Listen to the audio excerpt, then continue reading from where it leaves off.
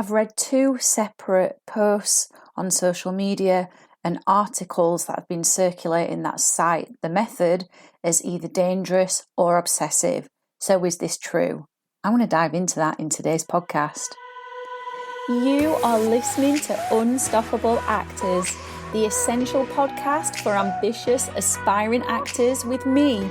I'm Louise, the founder of Standby Method Acting Studio, and every week I'll be talking with you and sharing how you can become a paid, working, unstoppable actor. Because you can. An acting career is doable. Are you ready?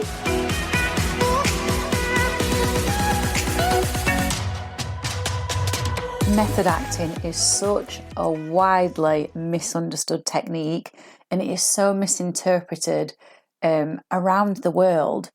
You know, there's this myth in method acting that we stay in character all the time and we develop this crazy obsession for the character where we never come out of it and we take it home. And I do believe that stories like this or myths like this about the method are perpetuated by mainstream media when they hear of, you know, an actor like Daniel Day-Lewis and the way he works and how he sends text messages or did send text messages and signed them off as Abraham Lincoln. And it creates this mystery around method that also very much divides people. And whilst Daniel Day-Lewis likes to work that way and it clearly works for him, that doesn't mean that's exactly what method acting is. So what is method acting? Are these rumours true? Is it dangerous? Is it obsessive? Is it something that shouldn't be recommended to new actors? Should it only be used by more experienced professional actors? I'm going to be diving into all of this to help you decide whether method acting is for you. Now, before we get started, who am I? Why should I be talking to you about method acting? Well, I went to traditional drama school and I trained there for 3 years. And it didn't really give me what I needed. I came out of drama school lacking lots and lots of confidence. My acting hadn't improved and I needed to keep training. I needed to do that to be able to enhance my skills. And so I took lots of different acting classes after drama school. I tried lots of different approaches with different tutors. And it wasn't until I came across the method that I had my hallelujah moments and that I found what really fit well for me and what aligned for me as an actor. So I retrained in the method and I've worked professionally on theatre and on film. I haven't done any TV work yet. That is definitely a goal of mine to do that, and I would love to bring the method to TV. And I've also coached actors of all levels, from just starting out to a little bit more experienced to even professional actors and directors as well, actually, for the last 11 years in the method. So that's why I can speak about the method, because I've got this experience behind me. So let's dive into what method acting actually is then. So the rumours are that method acting is dangerous, it's obsessive, you develop this unhealthy obsession for your character, and you disappear into the character where you lose yourself and you take this work home and you're constantly in character all the time, between takes, backstage, you just never stop being in character and you do some crazy things to get to the character. That's not exactly the truth of what the method is. All of the brilliant exercises that are contained within method acting are aimed to help you as the actor answer this question. How do I create truth when everything around me is fake? And I really love the explanation that Lee Strasberg gave of this. He said, if you're on stage and you're in the middle of a performance and it is supposed to be the middle of the night, you're not going to get what you need as the actor to stimulate the belief that this is the middle of the night from the stage itself, because of course the stage is going to be lit. It needs to be, so the audience can see you. And of course it's not the middle of the night, and of course you're not really in bed. So how do we create truth when everything outwardly is telling us that this is fake and it's nowhere near the middle of the night? Well, we do this by using our imagination. And so all of the exercises in the method are developed to strengthen your concentration and your imagination as an actor. because concentration and imagination are two sides of the same coin. If your concentration is not on point, you can't guide it into your imagination so you can find the belief and the truth. If your concentration is a bit shaky, it's going to take you to all sorts of places in your mind. Usually for actors, where it takes them mid-performances, am I saying these lines right? Am I doing it good enough? Do people like what I'm doing? Am I hitting the right emotions? And, thoughts along those lines. And of course, those thoughts are not going to help you find the belief in this reality. They're just going to take you completely out of it. Now, the other thing is, when you're in your head, you're disconnected from your heart. And when you're not in your heart, you're disconnected from your feelings. And this is a big problem that a lot of actors have, is how do I actually connect to my feelings and summon up emotion on demand when I need it, so that I can craft it into the given circumstances of the script. And this is where another myth of method acting comes along, that it's very, very dangerous, because of course we use, or you can choose to use, the effective memory exercise. Many people have got an opinion about this, and they say it's dangerous because of course we are working with life experience. But it doesn't matter what method or technique you choose to use as the actor, because if you've got unresolved issues in your life, which all of us do, of course we do, we're not perfect, we haven't resolved everything, all of the things we've been through in the past. But if you have got unresolved issues in the past and there seems to be a parallel or a link with the character, of course they can surface no matter what exercise, no matter what technique you use. This is on the actor to be fully responsible for the things that they decide to choose to draw upon, to channel into the character, to craft into the given circumstances. So we're answering this question, how do I create truth when everything around me is fake? And what we do is we work with the method acting triangle. We've got 3 points on it. At the top, we've got relaxation. The triangle is pointing towards relaxation because that is it's the foundation. It's the most important exercise that an actor should be mastering, because without relaxation you don't have adequate concentration, and you certainly do not have a sharp, vivid imagination, because as I've already said, mental tension can arise in the form of thoughts such as, am I good enough, is what I'm doing right, or putting pressure on yourself, thinking kind of pressurized thoughts. So we are working with these 3 points on the method acting triangle: relaxation, concentration, and imagination. When you've got all 3 of these elements in place, when you're firstly relaxed, you're in a creative state, your imagination is open and it's in a creative state, you're connected to your body, you can then connect to your impulses, then your concentration is going to be on fire, which is what we want. Because then when your concentration is on fire, you can guide it to where it needs to go imaginatively, so you can find the truth. You can find the truth in the character, you can find the truth in the scene, you can find the truth in these imaginary given circumstances. This is where people who are quick to criticise the method are lacking an understanding of what actually goes into the actor's training. So I've already said, I truly believe that these rumours of it being dangerous or obsessive or unhealthy come from the media. I honestly truly believe that, because we hear stories of Heath Ledger and people are quick to make an assumption that, he got too involved in the character. And the press sensationalise it. Of course they do, because it sells them papers, and that's what they're in it for, to sell papers and make profits. Actually, what none of us know is how he approached that character, all the nuances of what went into his method, his process of getting to that point, of connecting to that character. And what we certainly don't know is what issues he had going on in life. My personal beliefs are that he's not very educated to come to these sorts of conclusions when we don't have all of the information of what happened. We're simply just hearing what's gone on in the press. So that's where I believe these rumours come from. And of course, it makes method acting a very Marmite technique. You either love it or you hate it, before many people have even tried it out for themselves. So can it really be dangerous? Well, let's think about driving, for example. Driving can be dangerous. There's risks to it. I know it's completely different, but if we use this as an example, when you pass your test, you have control over that car and you have to be responsible with it, because if you're not responsible with that car, of course, that can end up in fatalities.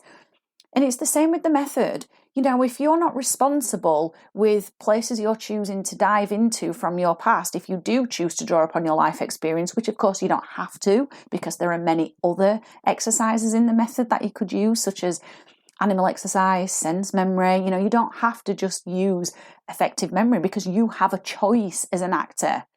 You have to work in an empowered way with what's right for you. You could take many different exercises from the method to create your own method, and you could fully leave effective memory out if you wanted to. But if we go back to this analogy of the car, you have to be responsible with your craft. You have to make choices that are not going to start drudging things up. And here's what I think: if you do hit upon something and it takes you to a dark place, I always feel that is a massive opportunity for growth on a personal level. Take yourself to therapy. There is absolutely nothing wrong in that. I don't know what it is in the UK, but there's still some sort of taboo and stigma around going to therapy, like, there's something wrong with you if you're going to therapy. Why is there? We wouldn't challenge someone who goes to the gym and say, there's something wrong with them. We're cool with that. And it should be the same with therapy. Like, I truly feel that as an actor, if you stumble upon things that are a little bit dark or a bit shady from your past, as well as going to therapy and working on that and having that personal growth, you can pop that in the bank. You can pop it in the bank of the things that you absolutely know that you cannot work with. But here's the thing: it's better to stumble across those things in training with professional guidance. So I feel like, is it dangerous? Well, it depends on the person. It depends on the person who's using it. And I think it's just passing the buck to say, it was the method. But where do you take responsibility for what you decided to use? Here's the other thing: do you have to stay in character all of the time? Do you have to be in character 24/7 between takes? Do you have to be in character backstage? Do you have to be signing off text messages as the character? No, you absolutely don't. The method is any set of exercises from within the method that takes you to the truth of the character, and you can decide what you use. You decide what your process is for each and every character. But you don't have to stay in character all of the time. It's absolute nonsense that is only method acting. So let's break down some of the exercises in method acting then. Well, we've got animal exercise. Animal exercise is such a brilliant exercise for helping you find the physicality of the character and helping you create a deep connection to it physically. It's also a brilliant exercise for allowing you as the actor to embody the character's inner emotional life and the outer physicality, so you become unrecognisable in the role and you stop playing all of your roles the same way each and every time. And with that, you're studying animals. And there's nothing dangerous in observing an animal and then, moulding your own body to that of the animal. It's actually a very challenging exercise, and it's one that can very, very much challenge people's fitness levels, and it can really get them connected to the bodies, and it can be very eye-opening for a lot of actors. And then we've got sense memory. So sense memory is an exercise where you would take different objects of attention, for example, the breakfast drink, which is quite a famous sense memory exercise for those that are, know about the method. And you would observe this and study it, your breakfast drink, and then you would recreate it without it actually being there. Because again, this is going back to this whole question: how do I create truth when everything around me is fake? Sense memory is challenging, very, very challenging, but it is such a good exercise for strengthening those concentration skills. Because like I said earlier, when you strengthen your concentration, your imagination strengthens too, and then you can dictate where your concentration goes to. So you recreate this object, the breakfast drink, through the sensory elements, and it requires a lot of focus. I mean, is there anything dangerous in developing your concentration skills and your imagination? I don't think so. Maybe you disagree, and that's okay if you do. Drop me a comment below and let me know if you disagree with me, because I'm very open to hearing what other people have got to say. And then we've also got exercises like script analysis, which is where you're going through the script with a fine-tooth comb, and obviously you're trying to find the overlaps between yourself and the character through the given circumstances.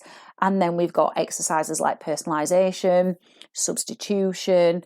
Now, this is where it can start to get a little bit shaky for some actors. If you've got an inexperienced actor who's like, oh, well, my nan just died 2 days ago, so I'm going to draw upon that for the tears and the sadness needed in the scene. Like, that is not being very responsible, is it?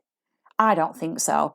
And I hugely encourage my students in the 10-week method acting program and in the one-to-ones to steer clear of anything they've not dealt with. It doesn't matter if it was 15 years ago that they had this experience or whether it was 2 minutes ago. If you've not dealt with something, you don't go there. Like, you have to understand yourself on such a deep level and go, well, if I go there, is this really then going to be about the character? Or is it just going to be me bringing dirt into the scene with my own emotional traumas, my own emotional dramas? And am I going to be bringing those to the scene, which then have absolutely nothing to do with the given circumstances and nothing to do with the intention of the writer? Now, of course, whenever you do any kind of emotional work, any kind, with whatever technique you decide to use, your nervous system is going to be activated. Of course it is.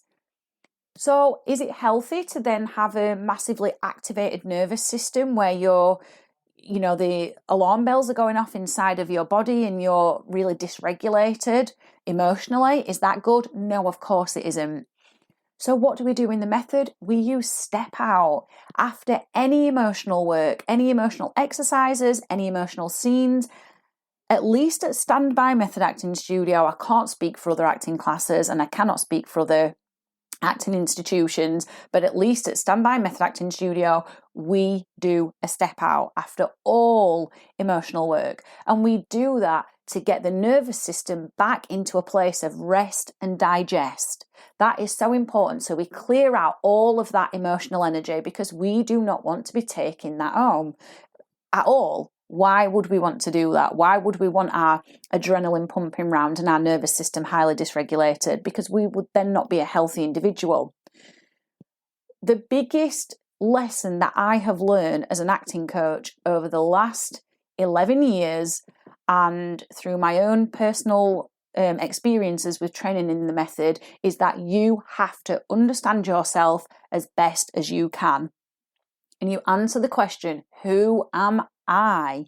Who am I? Because if I know who I am as the artist, the actor, well, then I have got a lot that I can lend and craft into the given circumstances of the character.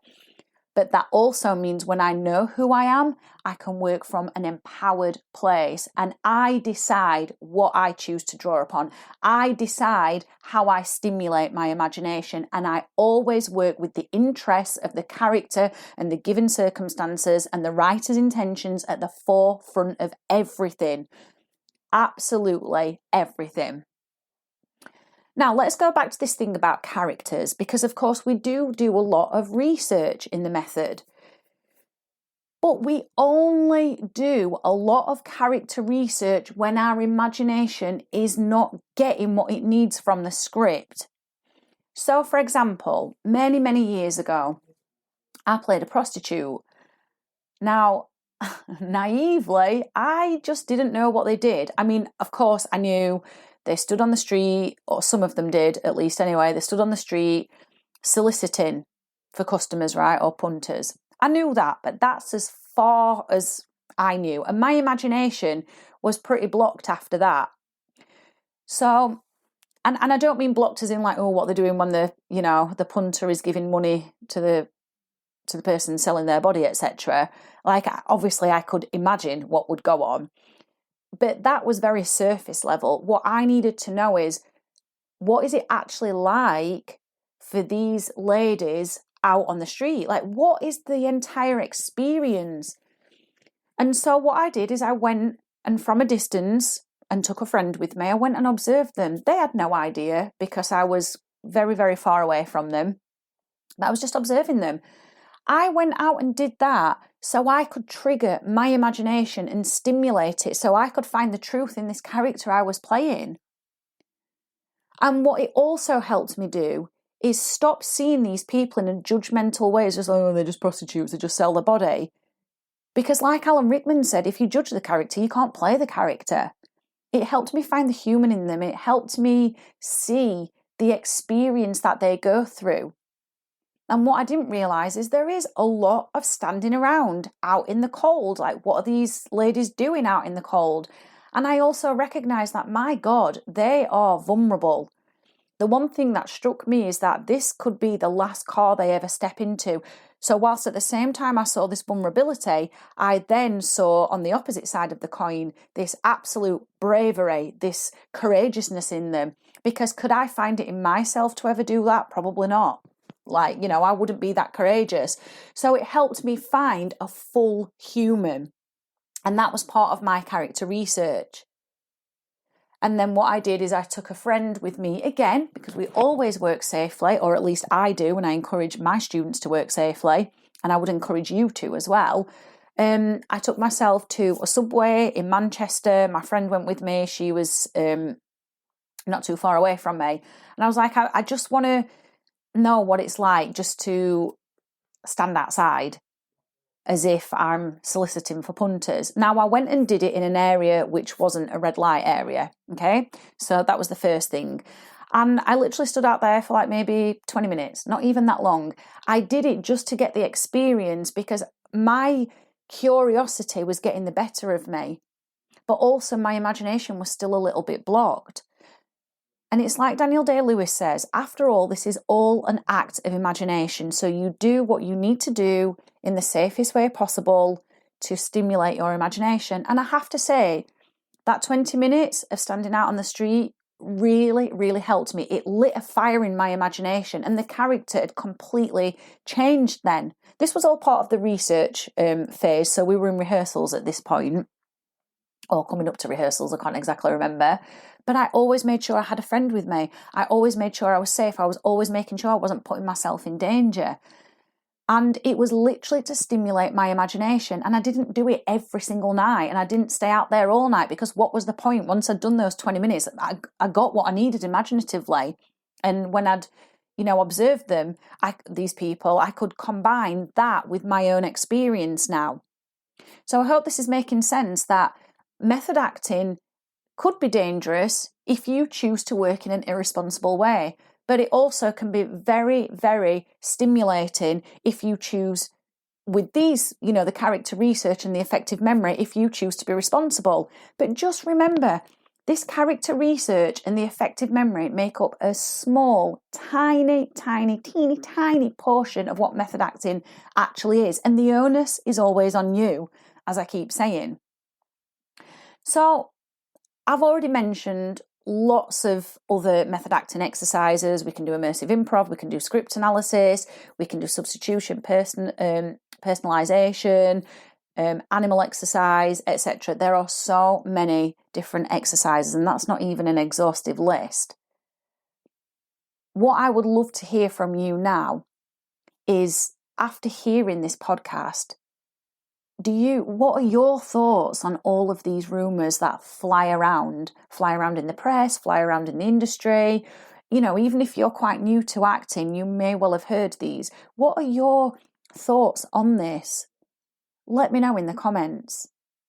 And before we end today's podcast, I just want to wrap it up by saying the method is accessible to anyone. It doesn't matter what level of experience you've got, whether you are a professional actor and you've got job after job after job coming in, or whether you are, relatively new to acting. It can be accessed by people of all levels because the aim of it is to help you answer the question, how do I create truth when everything around me is fake? And if you want to level your skills, if you want to take your concentration and imagination to the next level so you can breathe life and soul into the character and make a soul-to-soul connection with each character, then I would be encouraging you to train in the method.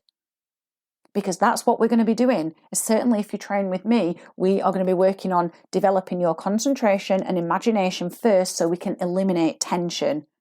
Tension being those thoughts, energies, muscles, emotions that are not necessary for creating the life of the character on stage and for them accomplishing their tasks on stage. And when I say on stage, I mean on set as well. You know, the method can be used for voiceover, which I've used it for before. It can be used for film work, and it can be used for stage work as well. It can be any way you have to create a character, any form, in which you have to create a character, any medium in which you have to create a character, the method can be applied to it.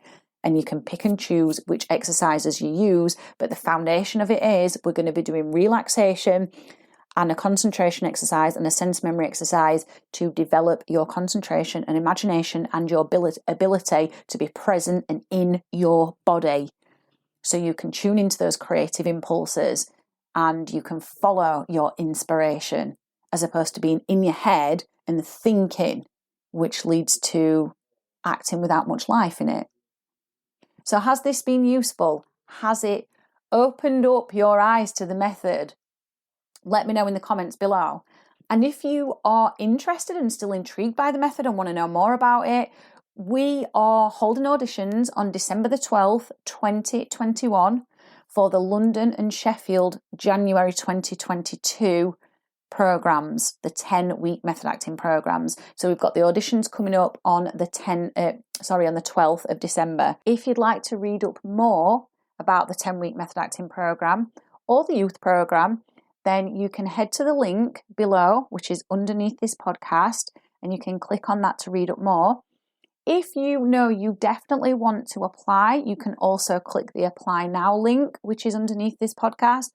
Or if you've got questions about the program, you can book in a complimentary 20-minute Zoom chat with me to get all of your questions answered. And you can also do that by clicking the link below. So there's 3 links that you can click.